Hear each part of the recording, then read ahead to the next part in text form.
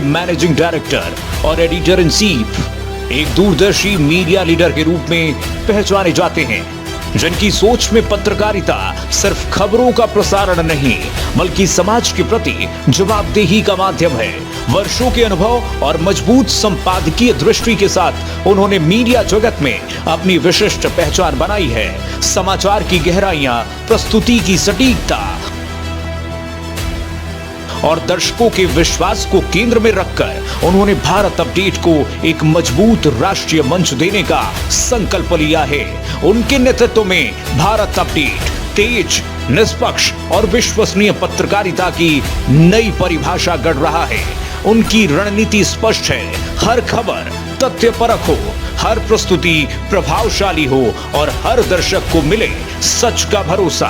विवेक पाठक का विजन है भारत अपडेट को देश के हर घर तक पहुंचाना और इसे ऐसा समाचार का मंच बनाना जो जनता की आवाज, राष्ट्र की सोच और सच्चाई का सबसे मजबूत माध्यम बने।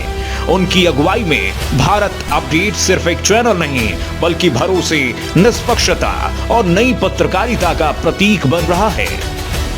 खबरों की दुनिया में भारत अपडेट न्यूज चैनल की धमाकेदार एंट्री। आपका अपना चैनल भारत अपडेट अब आप देख सकते हैं टाटा प्ले के चैनल नंबर 574 और जियो टीवी के चैनल नंबर 2070 पर 24 घंटे 7 दिन।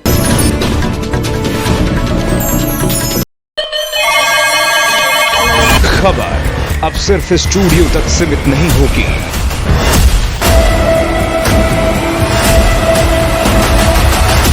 खबर अब शहर, हर गली और हर जमीन से होगी। अब देश देखेगा सबसे तेज, सबसे बड़ा नेटवर्क। दिल्ली से लेकर पूर्वांचल तक, पश्चिमी यूपी से लेकर पहाड़ों तक, हर खबर अब सीधे ग्राउंड जीरो से। मैं लखनऊ से शिव कृपाल मिश्रा, यूपी की राजनीति का केंद्र, हर बड़े फैसले की अंदरूनी खबर। मैं लखनऊ से संजीव सिंह, सियासत की हर चाल और हर हलचल, ग्राउंड जीरो से सीधी और बेबाक रिपोर्ट। मैं आगरा से अरुण श्रीवास्तव, इतिहास की नगरी में बदलते हालात, हर खबर सबसे पहले आपके पास। मैं गोरखपुर से रामशंकर यादव, पूर्वांचल की हर बड़ी खबर जमीनी हकीकत के साथ। मैं झांसी से तारिक इकबाल, बुंदेलखंड की धरती से हर मुद्दे की बेबाक रिपोर्ट। मैं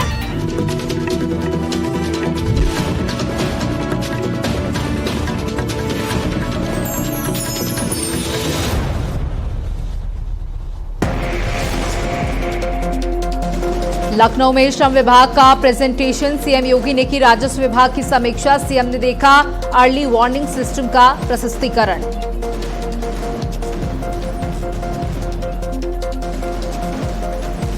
आजम खान को एमपीएमएलए कोर्ट से झटका, 2 पैन कार्ड मामले में सुनवाई। आजम खान पर कोर्ट ने लगाया 5 लाख का जुर्माना।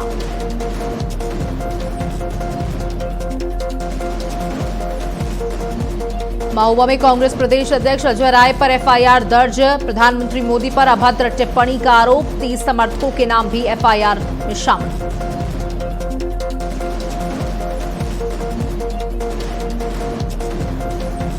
पेट्रोल और डीजल की कीमतों में फिर हुई बढ़ोतरी, 10 दिन में तीसरी बार बढ़े पेट्रोल और डीजल के दाम।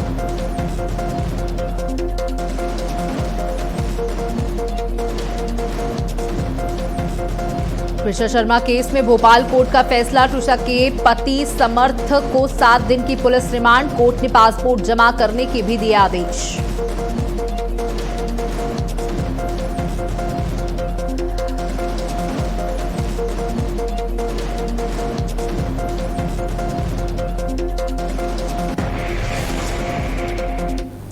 नमस्कार, आप देख रहे हैं भारत अपडेट और मैं हूं आपके साथ सौम्या अवस्थी।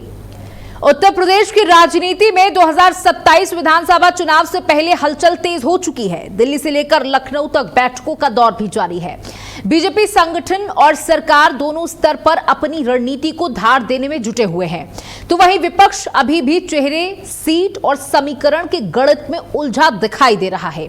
आज केंद्रीय मंत्री पंकज चौधरी का दिल्ली दौरा अचानक चर्चा में आ गया, क्योंकि कुछ ही समय पहले यूपी में कैबिनेट विस्तार हुआ है और अब माना जा रहा है कि बीजेपी संगठन में भी बड़ा फेरबदल हो सकता है।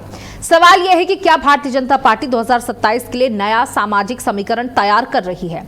क्या पूर्वांचल, ओबीसी और संगठनात्मक संतुलन को साधने की कवायद शुरू हो चुकी है?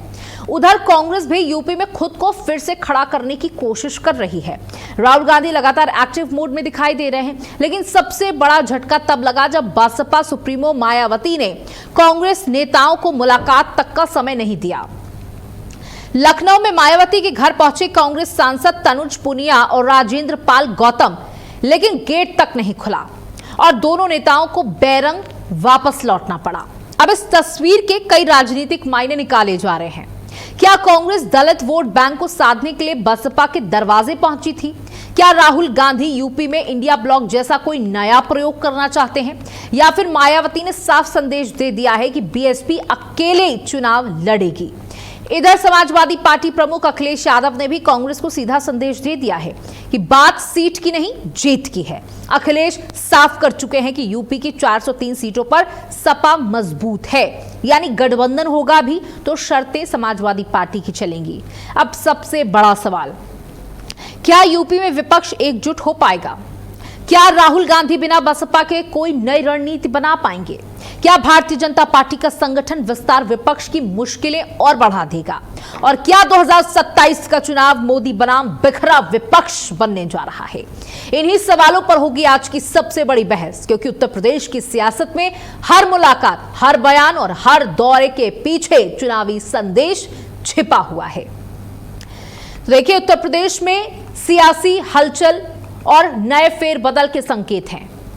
साथ ही उत्तर प्रदेश में जो ये सियासी हलचल मची है, पंकज चौधरी के दौरे के मायने क्या हैं, ये भी एक बड़ा सवाल है। और आज हम बहस क्यों करने जा रहे हैं वो भी आपको बता दें कि क्यों यूपी की सियासी हलचल बढ़ चुकी है। पंकज चौधरी के दिल्ली दौरे के मायने क्या हैं? क्या बीजेपी संगठन में एक बड़ा फेरबदल होने जा रहा है? क्योंकि अगर 2024 के नतीजों की तरफ हम ध्यान दें तो कहीं ना कहीं संगठन के बीच में जो स्थितियां पैदा हुई उसकी वजह से 2024 के लोकसभा चुनावों में भारतीय जनता पार्टी को नीचे आना पड़ा, यानी बहुत बड़ा झटका लगा था। और उत्तर प्रदेश से जो झटका लगा वो उनकी सीटों में साफ दिखाई दिया। जोड़ तोड़कर सरकार बनानी पड़ी, पूर्ण बहुमत की बात की जा रही थी, 400 पार की बात की जा रही थी और उत्तर प्रदेश ने एक तगड़ा झटका दे दिया।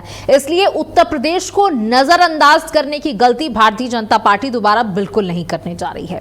इसलिए मंत्रिमंडल का विस्तार हो चुका है और अब बारी है संगठन को मजबूत करने की, यानी संगठनात्मक जिम्मेदारियां डिस्ट्रीब्यूट करने की, बांटने की। अभी कुछ ही दिन पहले सीएम योगी आदित्यनाथ पहुंचे थे अमित शाह, गृह मंत्री अमित शाह से मुलाकात करने, और वहां पर क्या बातचीत हुई वो तो सामने नहीं आई, लेकिन कयास ही लगाए जा रहे। राजनीतिक विश्लेषकों का यही साफ तौर पर कहना है कि गृह मंत्री से मुलाकात एक बड़ा संदेश भी था कि इस बार कोई अलग नहीं है, कोई मनमुटाव नहीं है, सब साथ मिलकर उत्तर प्रदेश को जीतने की तैयारी कर रहे हैं और उसी के साथ साथ संगठन को मजबूत किया जाएगा। कई लोगों को नई जिम्मेदारी भी संगठन में मिल सकती है। और अब बता दें कि बीएसपी बसपा एक बार फिर से एक्टिव मोड पर नजर आ रही है और माना जा रहा है कि इसका खामियाजा कहीं ना कहीं समाजवादी पार्टी को भुगतना पड़ सकता है, क्योंकि जो पीडीए का नारा समाजवादी पार्टी दे रही है वो बसपा उसको गड़बड़ा सकती है। चलिए, हमारे साथ हमारे मेहमान जुड़ चुके हैं। प्रदीप सिंह, नेता भारतीय जनता पार्टी, साथ ही रवि प्रताप सिंह, प्रवक्ता कांग्रेस, हमारे साथ जुड़ चुके हैं, और विनय कुमार सिंह, प्रवक्ता समाजवादी पार्टी, जुड़ चुके हैं। अभी हमारे साथ तो हमारे दो मेहमान जुड़े हुए हैं समाजवादी पार्टी और कांग्रेस से। तो देखिए, अहम भी इन्हीं से सवाल है। सबसे पहले मैं आपके पास आना चाहूंगी विनय कुमार सिंह जी। समाजवादी पार्टी ने साफ कर दिया है, या कह सकते साफ संकेत दे दिया है कांग्रेस को कि शर्तें हमारी होंगी, क्योंकि आखिरी में चाहिए जीत। और अगर बात की जाए कांग्रेस के प्रदर्शन की तो खास प्रदर्शन नहीं है, इसलिए डिस्ट्रीब्यूशन सीटों का बंटवारा समाजवादी पार्टी के हिसाब से होगा। और अगर नहीं मानते हैं तो फिर अलायंस नहीं होगा, यानी एकजुट होकर चुनाव नहीं लड़ा जाएगा।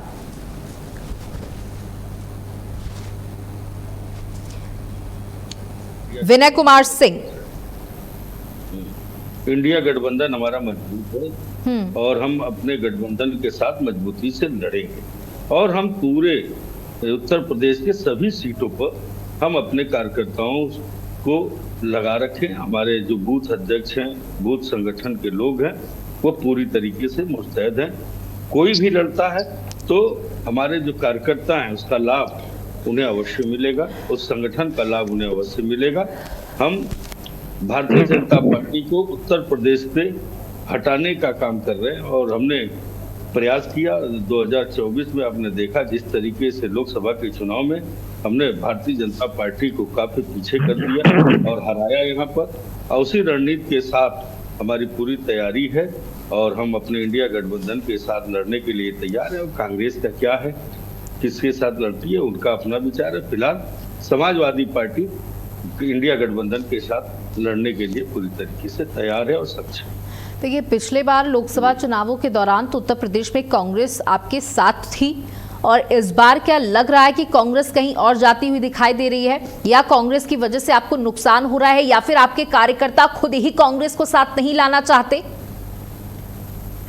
हमने आपको बार बार कहा कि इंडिया गठबंधन पूरी मुस्तैदी के साथ तैयार है। हम हर बूथों पर अपने कार्यकर्ताओं को तैयार कर चुके हैं।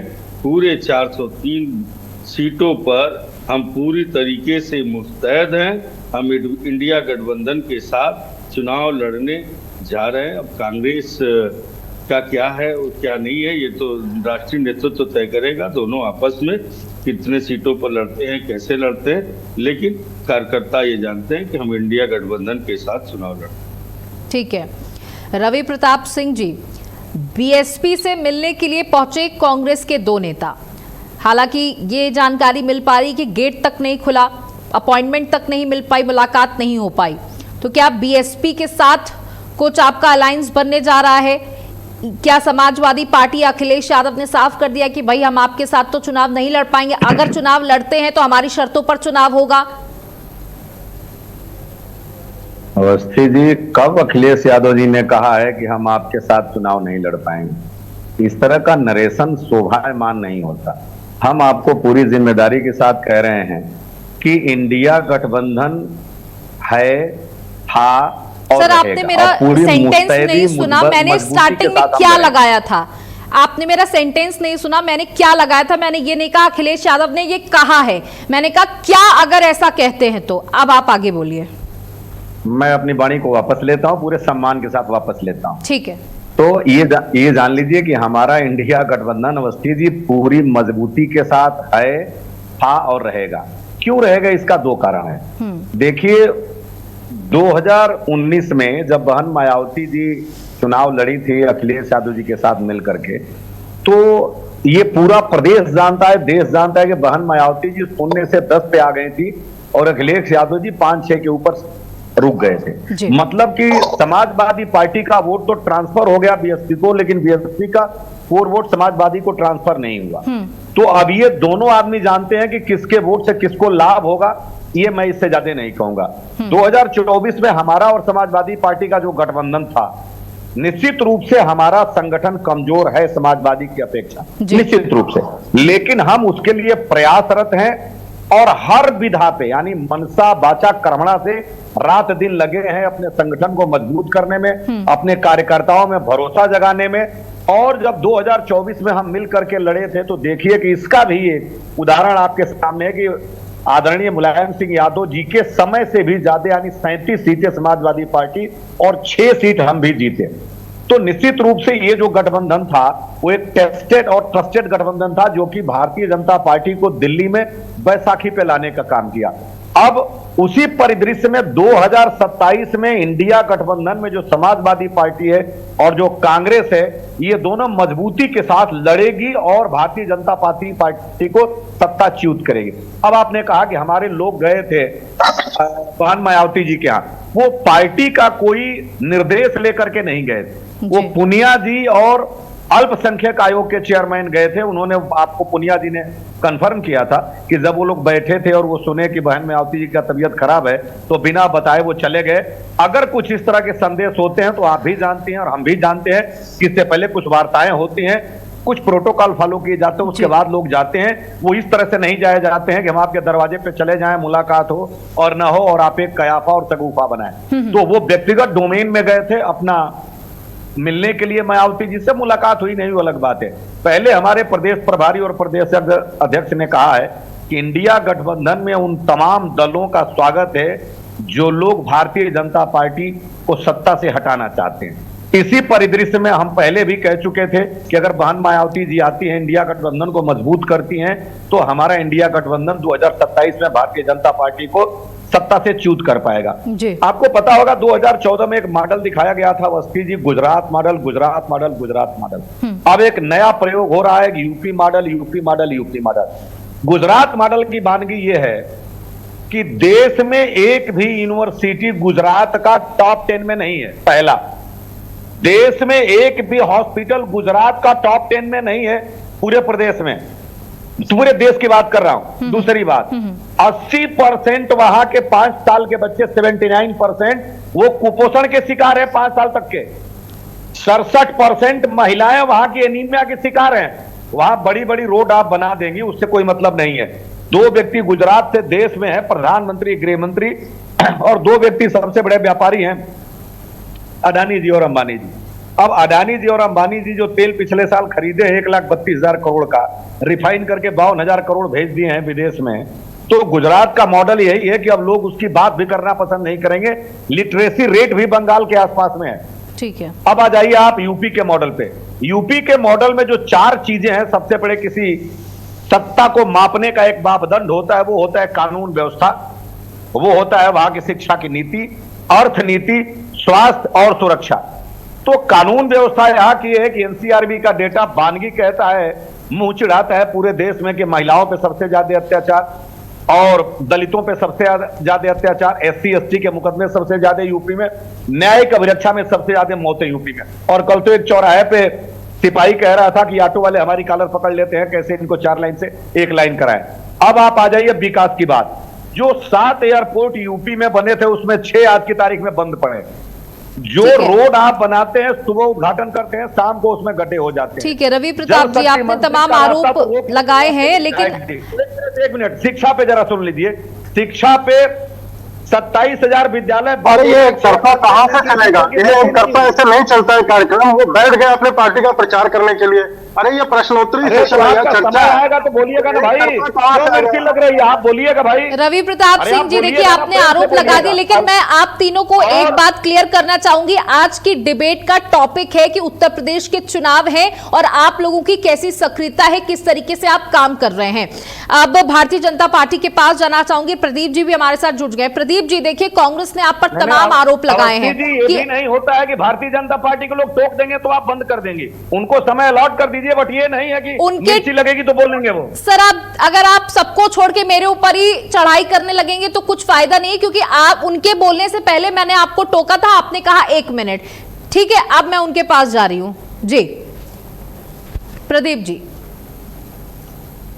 सबसे पहले दर्शकों को प्रणाम, साथी वक्ताओं को नमस्कार। और अवस्थी जी, अब मुझे जो है स्क्रीन ठीक से नहीं दिख रही, एनीवेज मैं काम चलाने का प्रयास करता हूँ। वर्तमान स्थिति यानी चर्चा का विषय उत्तर प्रदेश के चुनाव का है। अब देखिए, कोई भी राजनीतिक दल है, चाहे वो क्षेत्रीय हो, भाषावादी हो, जातिवादी हो, सबके अपने अपने एजेंडे होते हैं। अब वर्तमान परिदृश्य जो हमारे उत्तर प्रदेश का है, यहाँ पे बहुत उदाहरण दिए जाते हैं पिछले आम चुनाव के, और सबसे ज्यादा जो है ये कांग्रेस के बंधु और समाजवादी पार्टी के बंधु देते हैं। इंडी गठबंधन की बात हो रही थी।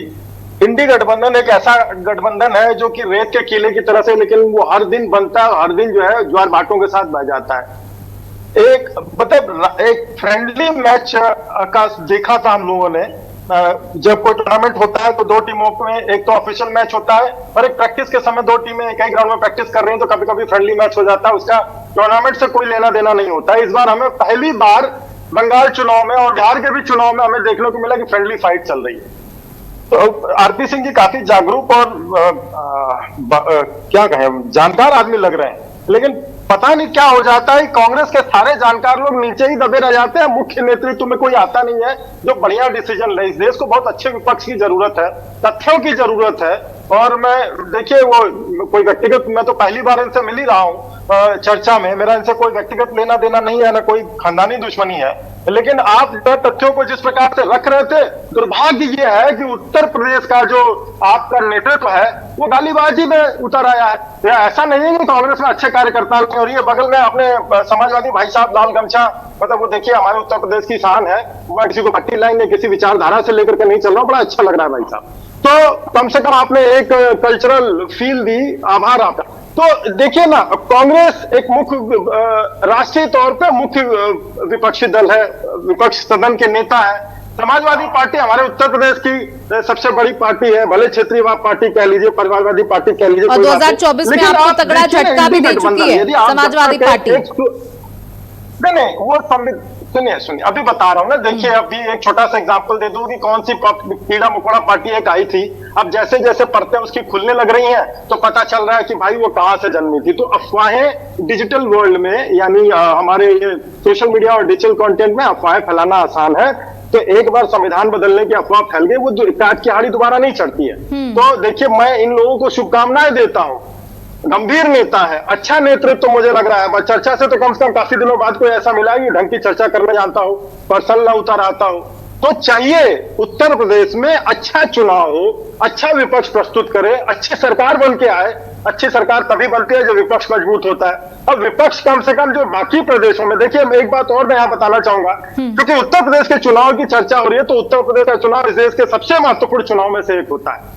अब चाहे कि किसी को कुछ अच्छा लगे बुरा लगे वो बात की बात है, लेकिन 25 करोड़ की आबादी में, 140 करोड़ के देश में 25 करोड़ से ज्यादा की आबादी केवल उत्तर प्रदेश में है, और यहाँ पे जो जनमत बनता है वो केंद्र तक को प्रभावित करता है। और ये आज से नहीं, बीते 70-75 सालों से, जब से हम स्वतंत्र हुए तब से ऐसा होता आ रहा है। तो सबसे पहले विपक्ष का मैं किसी की कमी को कटाक्ष के रूप में प्रस्तुत करने में यकीन नहीं रखता हूं। अवस्थी जी, कौन नेता किसके घर गया, क्या हुआ, क्या परिदृश्य बदले, लेकिन उससे भी महत्वपूर्ण है कि आप जनता को कन्विंस करने के लिए क्या टूल्स अपनाते हैं, क्या टूल किट दूसरी लेके आते हैं, या सच में कुछ विचारों को रखते हैं।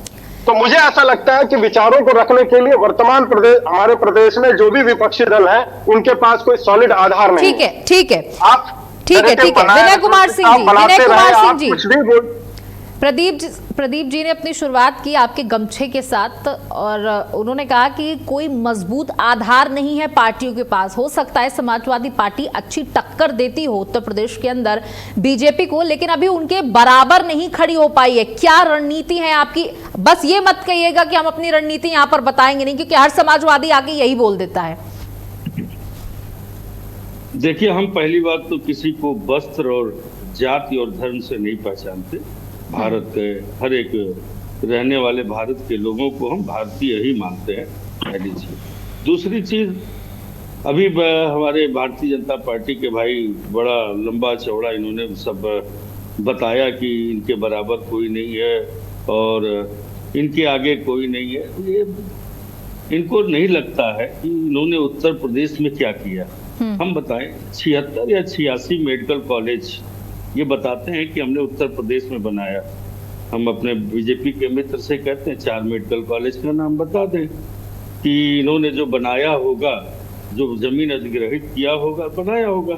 हम कहिए तो अपने शासनकाल में बता देते हैं, बदायूं हमने बनाया, बहराइच हमने बनाया, आजमगढ़ हमने बनाया, चित्रकूट, हम कई मेडिकल कॉलेज बता सकते हैं जो हमने जमीन अधिग्रहित करके बनाया। मेडिकल कॉलेज का मतलब होता है कि उसकी बिल्डिंगें बननी चाहिए, पठन पाठन का कार्य होना चाहिए, सारी चीजें होनी चाहिए, तब जाकर के मेडिकल कॉलेज परिपूर्ण होता है।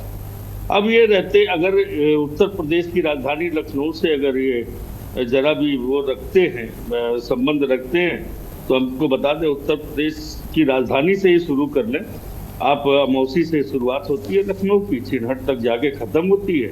एक भी विकास के आयाम को बता दें जो कहीं पे भारतीय जनता पार्टी के द्वारा हुआ है। हम बता सकते हैं, बैठ के कम से कम 10 मिनट हम गिना सकते हैं कि समाजवादी पार्टी की सरकार में क्या क्या कार्य हुआ। इन्होंने कहा परिवारवादी पार्टी, समाजवादी पार्टी को कहा परिवारवादी पार्टी। हाँ, हमारे परिवार है, समाजवादी परिवार बहुत बड़ा परिवार है, जिसको परिवार बनाने का अवसर नहीं मिला उसे दर्द होगा ही। क्योंकि हमारी भारतीय संस्कृति और सभ्यता कहती है कि शादी होने के बाद अगर शादी हो जाता है तो परिवार तो बनना ही चाहिए। हम नहीं अवसर मिला, जो भी कारण रहा उस पर हम नहीं जाना चाहते, क्योंकि चर्चा यहाँ चुनाव पर हो रही है तो हम चुनाव पर ही रहते हैं। और रही बात रणनीति की, आपने कहा, तो हमारी रणनीति यही है कि जो भी पिछड़ा, दलित, अल्पसंख्यक, शोषित, वंचित जितने लोग हैं इस सरकार से परेशान है, जो भी युवा बेरोजगार है, आज सड़कों पर टहल रहा है, रोजगार नहीं मिल रहा, जो भी किसान है, इन्होंने वादा किया था कि हम इनकी आय दुगनी करेंगे, आय दुगनी नहीं हुआ, इन सारे लोगों को लेकर के हम लड़ाई लड़ रहे हैं। तीसरी चीज और बता दे, ये झूठ की पाठशाला से लेकर के एक स्क्रिप्ट आते हैं और पढ़ने लगते हैं। इन्होंने कहा था कि उत्तर प्रदेश के अंदर हम लड़कियों को स्कूटी देंगे चुनाव से पहले, किसानों की बिजली माफ करेंगे, इन्होंने कहा था, कहीं कुछ नहीं हुआ। इन्होंने महाराष्ट्र में कहा, इन्होंने दिल्ली में कहा 2,500 देंगे, राजस्थान में कहा। ये लोग झूठ बोलते हैं, झूठ की बुनियाद पर ये राजनीतिक जनता को प्रदीप जी, चाहे वो कांग्रेस हो चाहे वो समाजवादी पार्टी हो, वो यही आरोप लगाते हैं कि आप झूठे वादे करते हैं, शुरुआत से करते चले आ रहे हैं और वो धरातल पर उतरते नहीं नजर आते। आपसे जवाब लेंगे लेकिन रवि प्रताप सिंह के पास जाएंगे। रवि प्रताप सिंह, देखिए उत्तर प्रदेश के अंदर कहीं ना कहीं सक्रियता बढ़ा रहे हैं राहुल गांधी, और अगर ऐसा होता है सर, अगर ऐसा होता है कि अलायंस में आप नहीं आते हैं, गठबंधन में आप नहीं आते हैं, समाजवादी पार्टी के साथ आप नहीं आते हैं, तो आप किस तरह कहती हैं? जब गठबंधन चल रहा है तो अगर कहां से आ गया? सर राजनीति में तो कुछ भी हो सकता है, राजनीति में तो कुछ भी हो सकता है।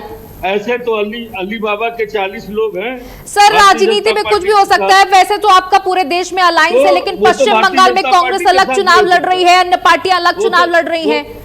वो तो भारतीय जनता पार्टी के साथ भी हो सकता है, जो अली बाबा के साथ 40 मतलब लोग हैं, वो भी तो हो सकता है। क्या गठबंधन है, रहेगा।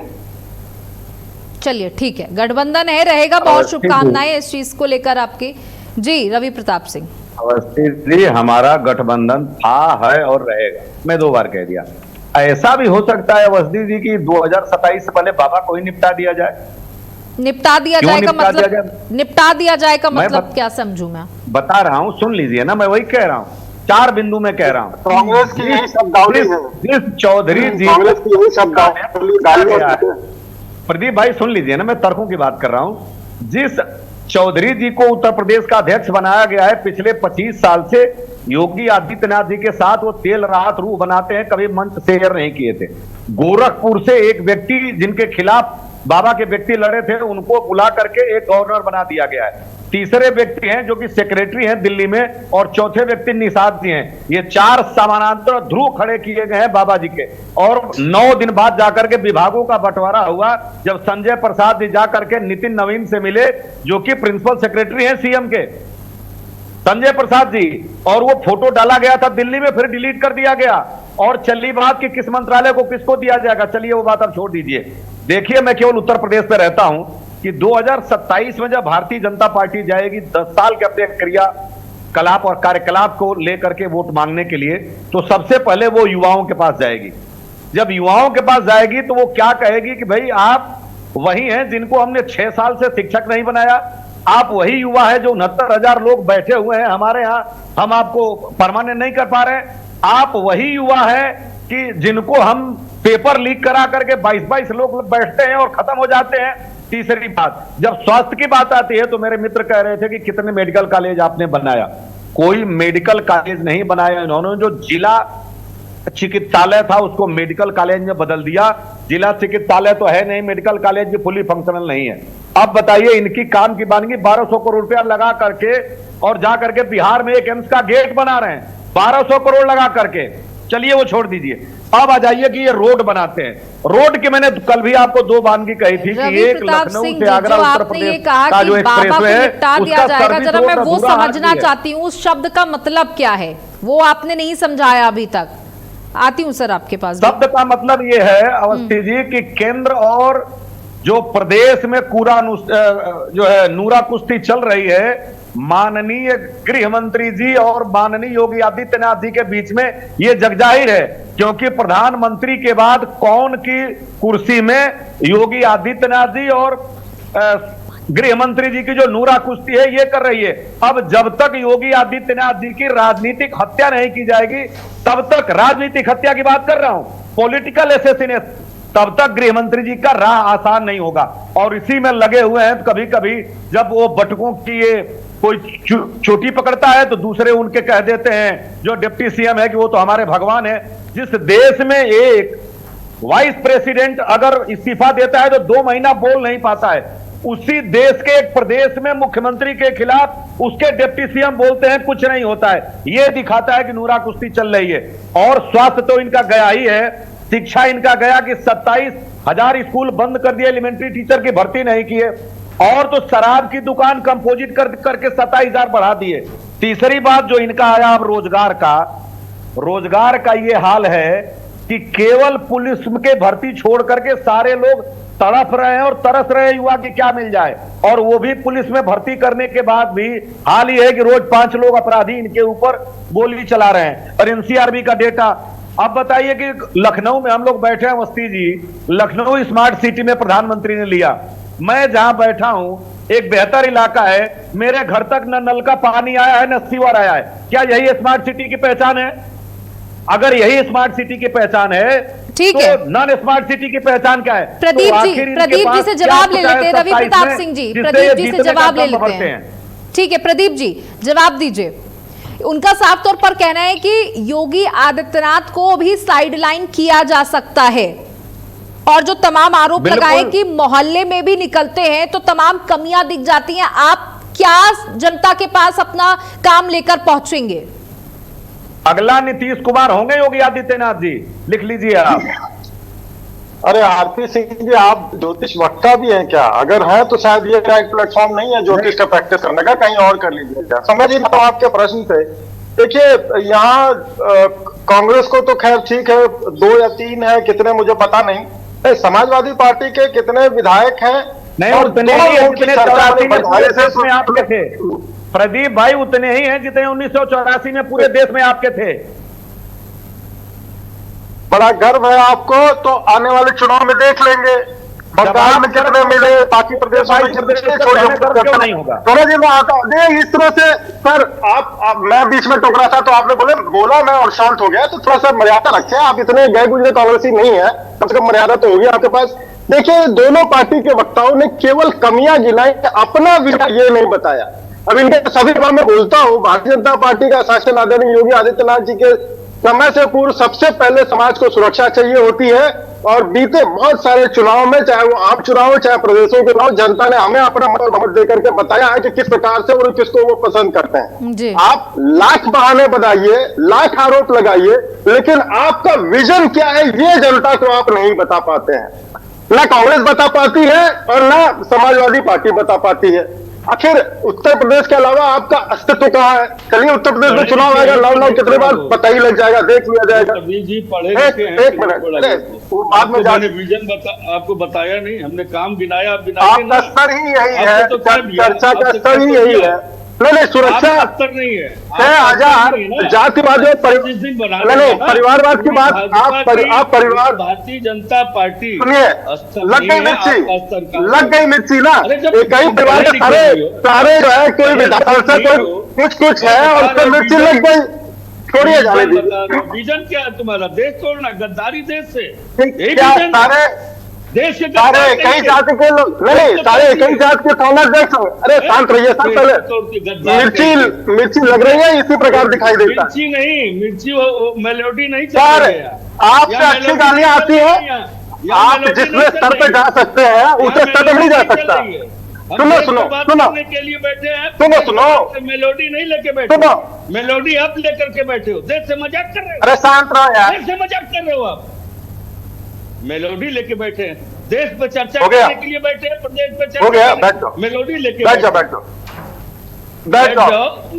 जाओ, क्षेत्रवादी परिवारवादी बैठ जाओ, शांत रहो। सुनो, तुम्हारा परिवार लायक नहीं हो, ये जो है कितनी अनर्गल बातें कर रहे थे, ये कितनी अनर्गल बातें कर रहे थे, दिखती है। हाँ, परिवार बनाने ही लायक नहीं हो, क्या बात करोगे? एक लेवल तक बात की जाती है, ऐसी भाषा का प्लीज प्रयोग, एक लेवल तक बात की जाती है।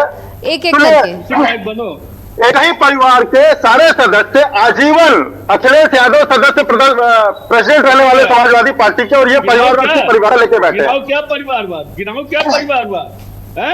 गिल्ली डंडा का प्लेयर और जो बीसीसीआई जनता देख रही है, प्रदेश की जनता, सौम्या जी ये प्रदेश की जनता देख रही है। चर्चा अगर 1 लाख लोग भी देख रहे होंगे तो पता लग रहा है कि इनका स्तर कितना है, इनका स्तर कितना है। ये व्यक्ति कितने पढ़े लिखे हो, पूछ रहे हो? जो मैंने पूछा उसका जो अरे ब्लड प्रेशर हाई हो जाएगा भाई साहब, राजनीति चलती रहेगी, अपना ध्यान रखिए, आप अपना ध्यान रखिए। सुनिए यहाँ ब्लड प्रेशर सुनिए, देख नहीं लग रहा। अरे बीपी का चेकअप करा लीजिएगा, दवा ले लीजिएगा समय से। सुनिए समाजवादी सुनिए सुनिए सुनिए, ध्यान रखिए, देख के पता लग रहा है, दर्शक देख रहे हैं, दर्शक देख रहे हैं, और यही चुनाव प्रचार है, चुनाव में चर्चा हो रही है, और ये व्यक्तिगत जनता और दर्शक से क्या मतलब? सौम्या जी आपके कार्यक्रम में सिंह जी, अभी मैं आपके पास भी आऊंगी, एक एक करके ना आपकी बात समझ में आ रही है, ना प्रदीप जी की बात समझ में आ रही है, और आप लोग शब्दों की मर्यादा को भूल रहे हैं। प्लीज प्लीज, जितनी उम्र है उतनी डिग्री है, बताओ कितनी उम्र है तुम्हारी? हम डिग्री गिनाते हैं। विनय कुमार सिंह जी, देखिए इस तरीके की भाषा अच्छी नहीं लगती आप लोगों की, आप लोग सम्मानित व्यक्ति हैं, इस तरीके की भाषा बिल्कुल शोभा नहीं देती आप लोगों पर। प्लीज एक एक करके प्रदीप सिंह जी अपनी बात 1 मिनट में आदमी के पास तर्क नहीं रहता है, जब आदमी के पास जब तर्क नहीं रहता है तो इसी प्रकार के आरोप लगाता है। कोई इनके पास आधार नहीं है, ये छिछोरेपन की पराकाष्ठा है, इससे नीचे कोई नहीं जा सकता। जनता देख रही है समाजवादी एजेंडा क्या है, ये एजेंडा क्या, बहुत बढ़िया, बहुत बढ़िया। जनता देख रही है कि इनका स्तर कैसा है, ये कहां तक गिर सकते हैं। विनय कुमार सिंह जी कुछ कहना चाहते हैं, उन्हें कंप्लीट कर लेने दीजिए। प्रदीप जी रुक जाइए। जी विनय जी, नहीं 3 मेडिकल कॉलेज के नाम बता दें जो इन्होंने 10 साल में बनाए हैं। स्कूटी कहाँ गई है बता दें, बताए तो कहाँ गई? ठीक है, अब इनसे पूछ लेते हैं, आप बीच में नहीं बोलेंगे, आपके जो सवाल हैं वो उनसे ले लेते हैं। प्रदीप जी, जो वादे किए वो पूरे नहीं किए, यही सवाल है और लगातार यही आपसे पूछा जा रहा है कि जो वादे किए थे वो पूरे क्यों नहीं किए गए। विनय कुमार सिंह का एक जवाब, स्कूटी का वादा था, क्यों नहीं पूरा हुआ? मेडिकल कॉलेज के नाम बताइए, वो बातें आप स्पष्ट कर दीजिए। सौम्या जी, अगर इनके व्यक्तिगत प्रश्नों को हम एंटरटेन करेंगे, ये उनके घर के सवाल नहीं है, ये उनके घर के सवाल नहीं है, ये अपने हिसाब से नरेटिव चलाएंगे, घर के सवाल नहीं है। जनता, उन्होंने आपके परिवार में कितने लोग हैं ये नहीं पूछा है, हमें मानदेय देती है, बता ही नहीं पाएंगे, बता नहीं पाएंगे, हमें पता है। अरे देखिए, बीच में ऐसे बोलेंगे सौम्या जी, या तो आप ऑनलाइन एडिटर से बोलिए म्यूट करा दे, या जो मैं भी अगर बीच में बताऊं तो मेरी वॉइस म्यूट करा दे, लेकिन इस तरह से तो हम बोल नहीं पाएंगे, ताकि कोई गलती सुन पाए। आपके पास ये भी खरीद लिए, ये भी खरीद लिए। कैसी बात कर रहा है भाई, कैसी बात कर रहा है? देखिए, आज आप बीपी जरूर चेक करा लीजिएगा, क्योंकि मुझे लग रहा है आपका बीपी हाई है, आप तर्क की बात नहीं कर पा रहे। तब तक रवि प्रताप सिंह, उत्तर प्रदेश जैसे 25 करोड़ से ज्यादा की आबादी उत्तर प्रदेश में सबसे पहले, हमारे प्रश्नों का जवाब दे दो। विनय कुमार सिंह जी थोड़ा सुन लीजिए, बहुत डिस्टर्बेंस लग रहा है, थोड़ा सुन लीजिए।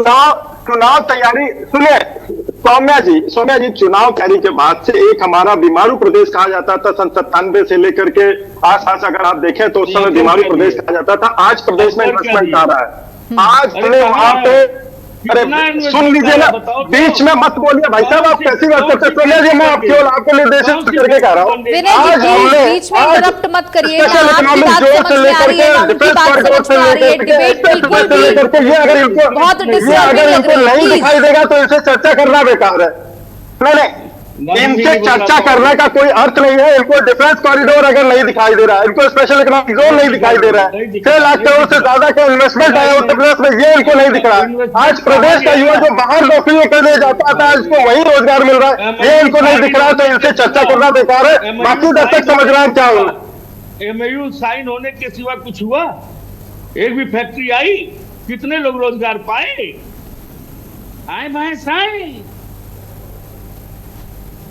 चलिए आए भाई साइन। रवि प्रताप सिंह, कब तक? रवि जी देखिए, आप जो कहना चाहते थे वो जरूर कहिएगा, लेकिन सवाल यही है क्योंकि हम आज जो टॉपिक हमारा है वो पार्टियों के अस्तित्व को लेकर है, उनकी सक्रियता को लेकर है और प्रदेश में जो चुनाव आने वाले हैं उसको लेकर के है, तो उसी के इर्द गिर्द रहिएगा और जवाब दीजिएगा जी। देखिए अवस्थी जी, निश्चित रूप से मैं सबसे पहले कह चुका हूं कि उत्तर प्रदेश में हमारी पार्टी का यानी जो कैडर है वो कमजोर है जी, भाजपा से भी कमजोर है। और मजबूत करने के लिए क्या कर रहे हैं सर? निश्चित रूप से मजबूत करने के लिए क्या कर रहे हैं? हाँ बिल्कुल बिल्कुल, आप करें पूरे 403 जो विधानसभा क्षेत्र है हम वहां पे अपने जो बूथ लेवल कार्यकर्ता है उनको मजबूत कर रहे हैं, उनसे वार्ता कर रहे हैं, रोडों पे उतर रहे हैं। हमारे प्रदेश अध्यक्ष आप देखते हैं कि एक दिन लखनऊ तो दूसरे दिन वाराणसी तो तीसरे दिन महोबा होते हैं, और हमारे जो संगठन सृजन संविधान संवाद से लेकर के तमाम कार्यक्रम हमारे चल रहे हैं। ये है कि कवरेज उसको कम मिलती है वो अलग बात है, बट जनता के बीच हम जा रहे हैं। मैं स्वयं आपको बताऊं कि देवरिया में 72 घंटे बिना ब्रश की अवस्थी जी बैठा था, और वो चीज सरकार को मानना पड़ा जो 15 साल से नहीं मानी थी। 72 घंटे में उठा नहीं रेलवे स्टेशन से ब्रश नहीं किया, और वहां 15 साल से एक पुल नहीं बना है मोहन सेतु, उसके लिए भी हम लोग जा रहे हैं आंदोलन करने। अब मैं देखिए जो बात कर रहा हूं अवस्थी जी, मेरे भाई अभी कह रहे थे कि आवाज बंद कर दीजिए, सदन में तो माइक बंद ही कर देते हैं, रोड पे तो उतरना बंद ही कर दिए हैं। तो बताइए कि हम अपनी आवाज समझें। अब हमें एक शेर याद आ रहा है शेख सादी का कि हदें ये खींच रखी हैं हरम के पासवानों।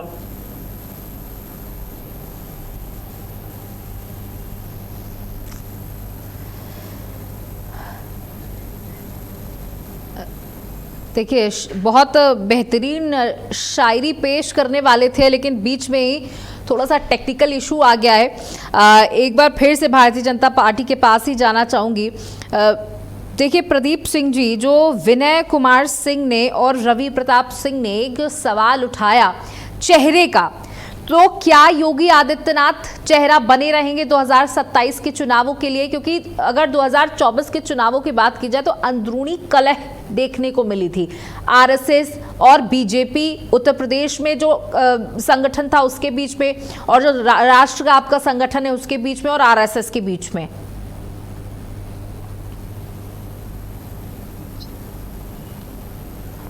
प्रश्न एक बार प्रॉब्लम आ रही तो एक बार प्रश्न जरा जल्दी से और दोहरा दे आपका। सर देखिए, जो ये तो एक जो बड़ा सा सवाल दोनों पार्टियों के प्रवक्ताओं की तरफ से उठाया गया कि चेहरा कौन होगा, या क्या योगी आदित्यनाथ को साइड लाइन कर दिया जाएगा? क्योंकि 2024 के जो नतीजे आए वो कहीं ना कहीं अंदरूनी कलह की वजह से आप लोगों को खामियाजा भुगतना पड़ा था। तो मैं जी देखिए, माननीय योगी आदित्यनाथ जी हमारे एक बहुत बड़े चेहरे हैं। जहां हमारे चुनाव प्रचार होती है वहां सबसे ज्यादा मांग अगर हमारे पार्टी एक नेता की होती है तो मोदी जी के बाद आदरणीय आदित्यनाथ जी की होती। दूसरे प्रदेशों में जिस प्रकार से मांग है उस प्रकार से हर पार्टी अपनी एक कार्टर में साथी, हमारा एक व्यवस्था है जिसके अंतर्गत चुनाव प्रचार की एक समिति होती है और हम उसी के अनुरूप काम करते हैं जी। जहां तक आई चेहरे की बात, तो निश्चित तौर पे योगी महाराज हमारे एक बहुत ही महत्वपूर्ण स्तंभ है। जनता उन्हें मानती है, जनता उन्हें चाहती है, उन्होंने शासन किस प्रकार से चलाना ये दिखा दिया। हमारा उत्तर प्रदेश का जो बुलडोजर मॉडल है उसकी सबसे ज्यादा मांग इस समय प्रदेश भर में, अगर देश भर में कहीं है तो एक उसकी मांग है। शासन व्यवस्था को किस प्रकार से 12 और 17 के बाद से ट्रैक पे लाया जाता है ये भी योगी आदित्यनाथ जी ने बता दिया है। बाकी विपक्षी दलों को जो आरोप लगाना है स्वतंत्र है लगाने के लिए, अपनी रणनीतियां बनाने के लिए, रणनीति को ना बताने के लिए, रणनीति को छुपा के केवल चुनाव से पहले उतारने के लिए, उसके लिए उनकी शुभकामनाएं, लेकिन जीत नहीं पाए। ठीक है प्रदीप जी, इसी के साथ साथ पंकज चौधरी का जो ये दौरा रहा, क्या संगठन में बदलाव होंगे? किसको साइड किया जाएगा, किसकी एंट्री होगी? और क्योंकि 61 सीटें ऐसी हैं उत्तर प्रदेश के अंदर जो आप लोगों की कमजोरी बनी हुई है, लगातार अगर 2 से 3 चुनाव उठा के देख लिए जाएं और अब आपको फोकस भी करना पड़ रहा है उन 61 सीटों पर, तो पुराने चेहरों को हटाएंगे, नए चेहरों को लाएंगे, तो वो जो पुराने चेहरे वो आपके लिए एक नेगेटिव इंपैक्ट ना छोड़ जाए, उसको भी आप लोगों को संभालना पड़ेगा। क्या संगठन में बड़ा बदलाव होने जा रहा है? ये देखिए, हमारे संगठन में बदलाव कब होगा, कैसे होगा, ये तो हमारी पार्लियामेंट्री बोर्ड या हमारी जो व्यवस्था है उसके अंतर्गत तय होता है। बाकी विपक्षी दल तो हर दिन हमारे संगठन का बदलाव कराते रहते हैं। लोग लखनऊ में एक चैनल ही इसीलिए चल रहा है क्योंकि वो हर दिन योगी जी को 4 दिन में बोलता है कि इस्तीफा देंगे, और ये बात 2 सालों से हो रही है।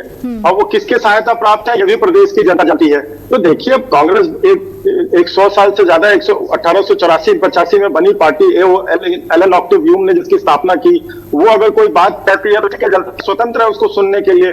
समाजवादी पार्टी जो आरोप लगाती है वो भी स्वतंत्र है लगाने के लिए और करने के लिए। इंडी गठबंधन का दूसरे प्रदेशों में क्या होगा, अगर इंडी गठबंधन आ रहा है तो स्वागत है उसका, बहुत बढ़िया स्वागत है, लेकिन दूसरे प्रदेशों में क्या हुआ उसको भी दिखाया जाना चाहिए। हर प्रदेश राजनीतिक तौर पर ऐसी चर्चा करना जानता हूं तो करे, दूसरी लेकिन कम से कम राजनीतिक परिपक्वता तो उत्तर प्रदेश के लोगों में होती ही है। मैं भी उत्तर प्रदेश से आता हूं, इतना मैं जानता ही हूं। तो हर बात कह करके और अपने चुनावी रणनीतियों को घोषित करके नहीं किया जा सकता। कभी कभी इसमें एक गिमिक होता है कि बोलिए उल्टा और उसका असर हो कुछ उल्टा। हमें तो वो भी करने की जरूरत नहीं होती। इंडी गठबंधन अपने आप ही बैसाखियों पे चल रहा है जी। आज तक कोई एजेंडा का पता नहीं चला कि भाई इंडी जो अवसर के आधार पर गठबंधन बनते हैं उनका कोई भविष्य नहीं होगा। और ये 19 के चुनाव से अब तक दिख गया। 19 के बाद से 19 के आम चुनाव हो चुके और 24 के आम चुनाव हो चुके। उत्तर प्रदेश में हमें डट लगा, हमारी सीटें कम हुई और इंडी गठबंधन ने समझा कि ये उनकी विजय हो गई। उसके बाद के कंटेंट जो डिजिटल मीडिया पे निकले हुए हैं, खुद कांग्रेसी कार्यकर्ताओं के द्वारा निकले हुए हैं, या जनता ने जब क्या अपनी बात रखी वो भी निकले, उनको भी देखना चाहिए। भाई राजनीतिक दल के कार्यकर्ता तो अपने बढ़ा के बोलेंगे ही, आरोप लगाएंगे तौर पे, लेकिन चुनाव केवल राजनीतिक कार्यकर्ताओं में नहीं, प्रदेश भर की समस्त प्रदेश भर की जनता के बीच में होता है। हर मतदाता वो भले न बोलता हो, अगर मत देता है तो वो जानता है कि उसका भविष्य किस प्रकार से सुरक्षित। ठीक है। कांग्रेस प्रवक्ता रवि जी, अगर मैं एक एग्जांपल दे दूं, अधूरी रह गई थी, अपनी बात को कंप्लीट करिएगा। उसी के साथ एक मेरा सवाल भी ले लीजिएगा कि उत्तर प्रदेश में अगर आज आप अकेले चुनाव, बीजेपी से पूछा उसका जवाब दिया नहीं इन्होंने। वो मेडिकल कॉलेज का 3 नाम बता दे, वो जो हमने पूछा जी। और उत्तर प्रदेश की राजधानी लखनऊ, यहाँ से अमौसी से चलकर चिन्हट तक कोई एक विकास का आयाम बता दे, बता नहीं पाए। प्रदीप जी, आपके पास 2 मिनट का समय है, ये सवाल तैयार कर लीजिएगा। तब तक मैं रवि जी से सवाल कर रही हूँ।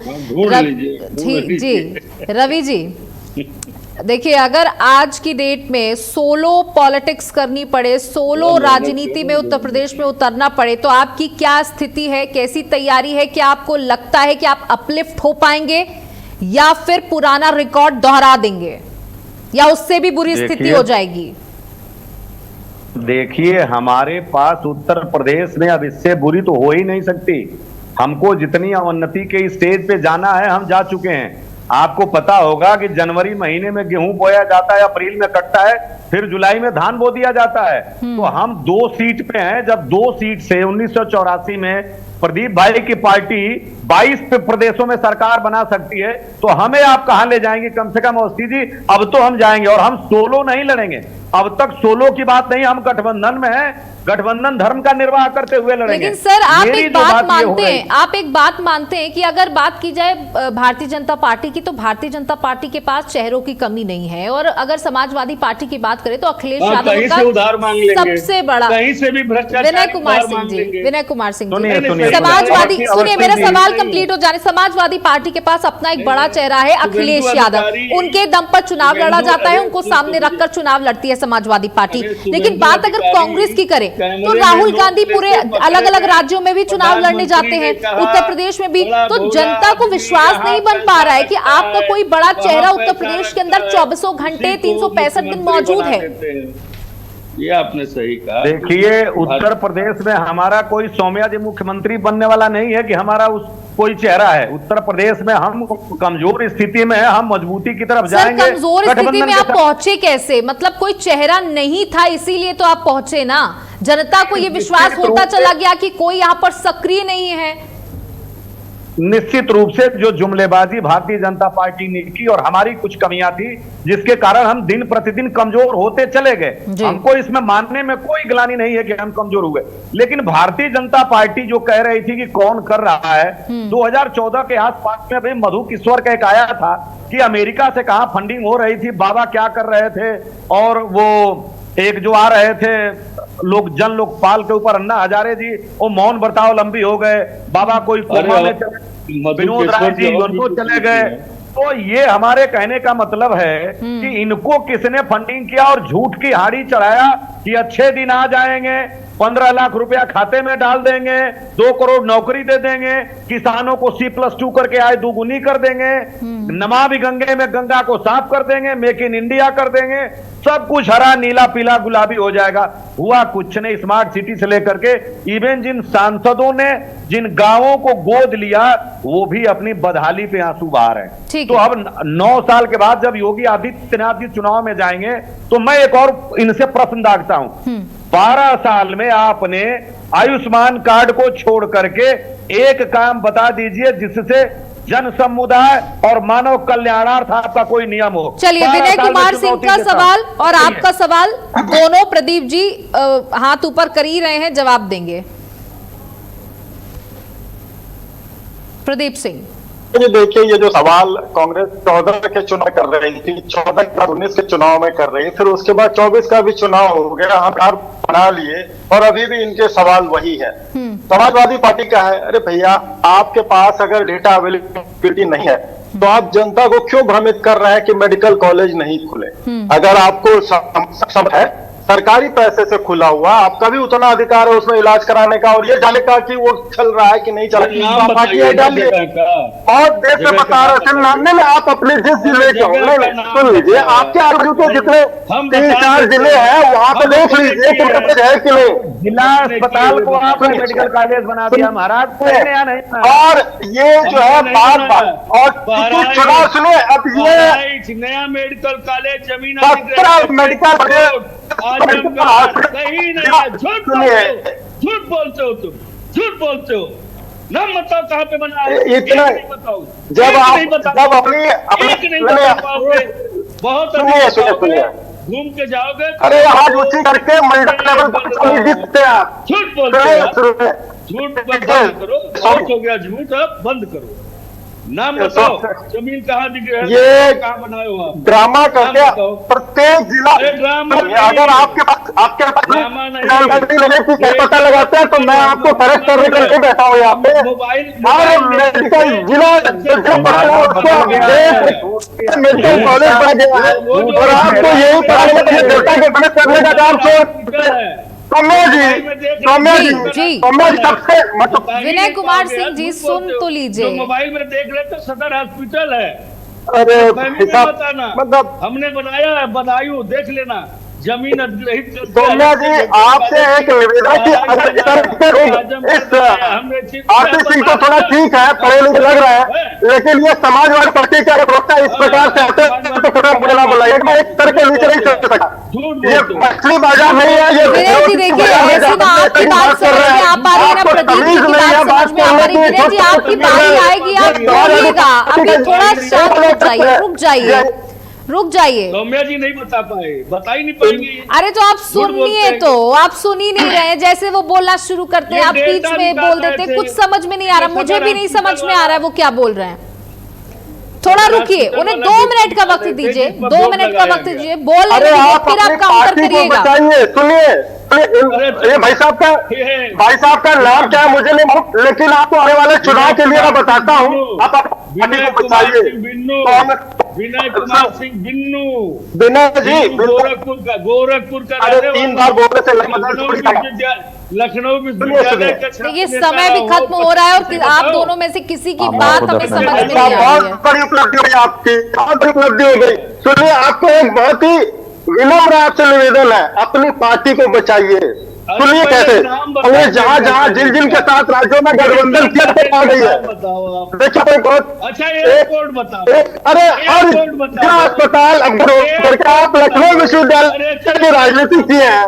अरे भाई साहब, आप राजनीति की बात करते हैं जी, आरोप लगाकर लखनऊ की राजनीति की बात करते हैं, आपको ये नहीं पता है कि कैसे पता लगाया जा सकता है।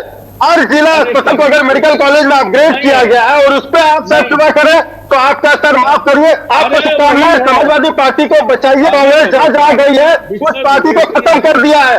बंगाल में टीएमसी का उदाहरण देख लीजिए, बंगाल में टीएमसी का उदाहरण देख लीजिए। कांग्रेस के साथ सकती है, उसका सत्यानाश कर देती है।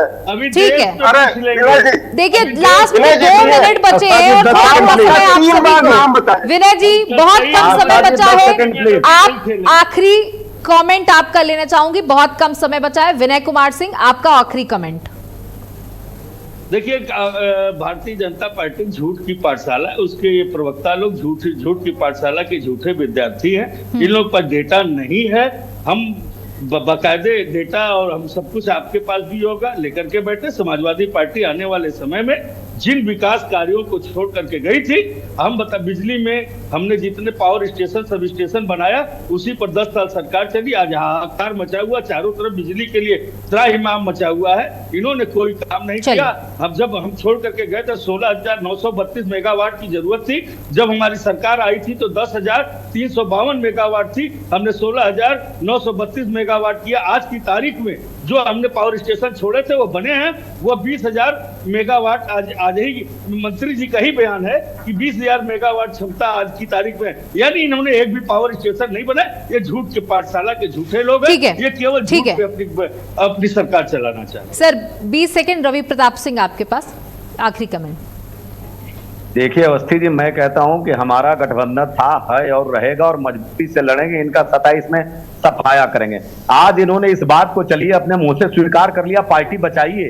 अवस्थी जी, ये पार्टियों को खत्म करने का काम पैरासाइट ये हैं। आसाम में असम गण परिषद को खत्म कर दिए, उड़ीसा में नवीन पटनायक को खत्म कर दिए, पंजाब में शिरोमणि अकाली दल को खत्म कर दिए, महाराष्ट्र में शिवसेना को खत्म कर दिए, बिहार में जेडीयू को खत्म कर दिए। और बताइए इनके पास कोई बचा क्या? जो इनसे दोस्ती छोड़ा इन्होंने, साथ ही गए उसको खत्म कर दिए। यही काम इनका है, दूसरे इनके पास कोई काम नहीं है। और काम की कोई फेहरिस्त इनके पास नहीं है कि 27 में जाके ये चुनाव लड़के वोट मांगे। ये केवल हिंदू मुसलमान करेंगे, बुर्का करेंगे, मंगलसूत्र करेंगे, घुसपैठ करेंगे। इसके बाद इनके पास कोई भी ऐसा एजेंडा नहीं है जो विकास की वानगी पे वोट मांगे। और 27 में हम लोग प्रदीप सिंह आखिरी 20 सेकंड आपके पास, जवाब दें। तो मैंने किसी में कोई क्रॉस कमेंट नहीं किया, अपेक्षा करता हूँ कोई बोलेगा नहीं। देखिए समाजवादी पार्टी और कांग्रेस पार्टी दोनों इंडी गठबंधन के अलायंस है उत्तर प्रदेश में। इनके पास सभी 4 चुनाव के पहले के अलावा कोई नए इनके पास आरोप नहीं, आरोपों के अलावा इनके पास कुछ नहीं है। अपने अपने काम गिनाते हैं, अच्छी बात है, लेकिन शासन के आने के बाद व्यवस्था बदली है, उसको जनता देखे, जनता उसको पसंद करेगी। और एक छोटा सा आंकड़ा और भी रखना चाह रहा था, आप आरोप लगाने के लिए स्वतंत्र लगाते रहिए, कोई सेहत पे फर्क नहीं पड़ता, लेकिन इंडिया अलायंस की कांग्रेस पार्टी और जो क्षेत्रीय और भाषाई और परिवारवादी दल है उनकी क्या स्थिति, वो हमारे साथ नहीं थे। आप आरोप लगा दिए, हमने खत्म किया है, लेकिन वो हमारे साथ नहीं थे। दुर्भाग्य से या सौभाग्य से वो कांग्रेस के साथ थे। जहां जहां कांग्रेस ने इनके साथ गठबंधन करके चुनाव लड़ा है, वहां उनकी दुर्गति हुई है। आने वाला समय इसका द्योतक रहेगा।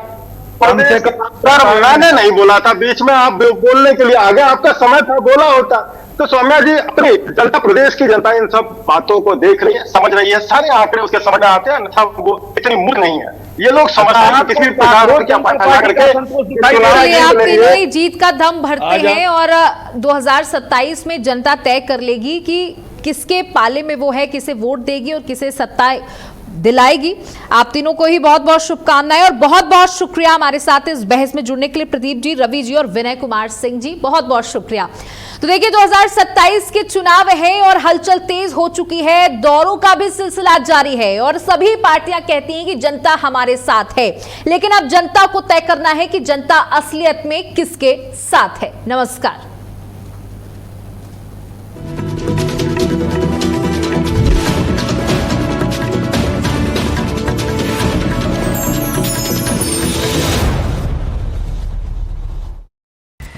समाचार जगत में सफलता सिर्फ खबरों से नहीं बल्कि मजबूत संचालन और दूरदर्शी नेतृत्व से बनती है।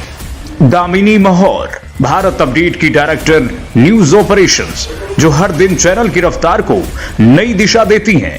न्यूज ऑपरेशंस की हर बारीकी पर उनकी गहरी पकड़ और निर्णयों में उनकी सटीकता भारत अपडेट को विश्वसनीयता की नई ऊंचाइयों तक ले जा रही है। समन्वय अनुशासन और नेतृत्व, इन तीनों का अद्भुत संगम है दामिनी महौर। उनकी कार्यशैली सिर्फ प्रबंधन नहीं बल्कि पूरी टीम के लिए प्रेरणा है। आज भारत अपडेट की सफलता में उनकी मेहनत, दूरदृष्टि और समर्पण की मजबूत छाप है। दामिनी महौर एक ऐसा नेतृत्व जो खबरों को सिर्फ संचालित नहीं बल्कि उन्हें प्रभावशाली पहचान देता है। सनातन आस्था के 4 धामों, अनेक शक्तिपीठों और पर्वतराज हिमालय की पुण्य भूमि उत्तराखंड, जहां आस्था हिमालय की वादियों में गूंजती है, जहां प्रकृति और अध्यात्म एक साथ साकार होते हैं और जहां हर यात्रा दिव्यता, अनुभूति और आत्मिक शांति का अद्भुत संगम बन जाती है। इसी दिव्यता का प्रतीक है 4 धाम यात्रा। आज जब लाखों श्रद्धालु इस पावन यात्रा का हिस्सा बन रहे हैं, तब माननीय प्रधानमंत्री श्री नरेंद्र मोदी ने उत्तराखंड आने वाले प्रत्येक श्रद्धालु से 5 आग्रह किए हैं। पहला आग्रह है स्वच्छता का। तीर्थयात्री पवित्र धामों और नदियों को स्वच्छ बनाए रखते हुए यात्रा को सिंगल यूज प्लास्टिक से मुक्त रखने में सहयोग दें। इसी तरह दूसरा आग्रह है प्रकृति और पर्यावरण संरक्षण का, जिसमें सभी श्रद्धालुओं से एक पेड़ माँ के नाम अभियान में सहभागी बनने की अपील की गई है। तीसरा आग्रह एक भारत श्रेष्ठ भारत की भावना के अनुसार अपने सहयात्रियों की सहायता करें। चौथा आग्रह अनुशासन और मर्यादा का। यात्रा सुरक्षित रहे, इसके लिए यातायात नियमों का पालन करें। पांचवा आग्रह वोकल फॉर लोकल, यानी तीर्थयात्री जब उत्तराखंड आए तो यहाँ के मेहनतकश हाथों से तैयार स्थानीय उत्पादों को जरूर खरीदें। मुख्यमंत्री श्री पुष्कर सिंह धामी भी इकोलॉजी और इकोनॉमी में संतुलन बनाए रखते हुए विकसित भारत में विकसित उत्तराखंड के लक्ष्य की ओर बढ़ रहे हैं। इसी क्रम में 4 धाम यात्रा को और अधिक सुरक्षित और सुव्यवस्थित किया गया है। यात्रियों से अनुरोध है कि यात्रा पर निकलने से पहले registration and tourist care .uk.gov.in पर ऑनलाइन रजिस्ट्रेशन अवश्य करें। तो आइए आप भी देवभूमि की पवित्रता और प्राकृतिक सुंदरता की रक्षा का संकल्प लें, ताकि ये यात्रा आस्था के साथ साथ संकल्प की भी यात्रा बने।